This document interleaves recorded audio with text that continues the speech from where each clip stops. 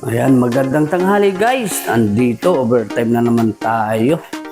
Ayan, wala akong naisip na bibilhin kundi andoks na lang yung ulam natin sa tanghalian.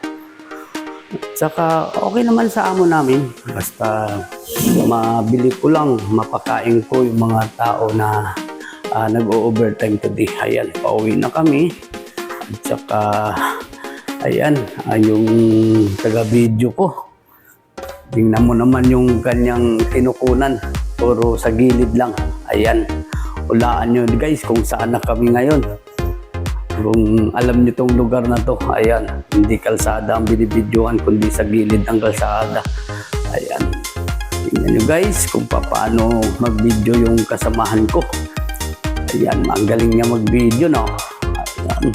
Congrats sa aking kasamahan na mag-video. Dahil lahat ng sa gilid nakukuha na ng video. Yan, malapit na kami sa aming trabaho. Okay, tingnan nyo guys, ang galing nyo mag-video, no? Haha, thank you sa aking kasamahan. Ayan, gutom na siguro yung mga katrabaho ko. Kaya dala-dala namin yung ulam at saka nagsaing na rin ako para sa kanila. Ayan, dahil tayo ang bumibili ng ulam at saka wala naman silang pili pag kahit anong ulam ang gusto nila. Kasi ngayon di tayo nakapagluto. Pahinga naman tayo sa pagluto. Kaya andoks ang naisip ko.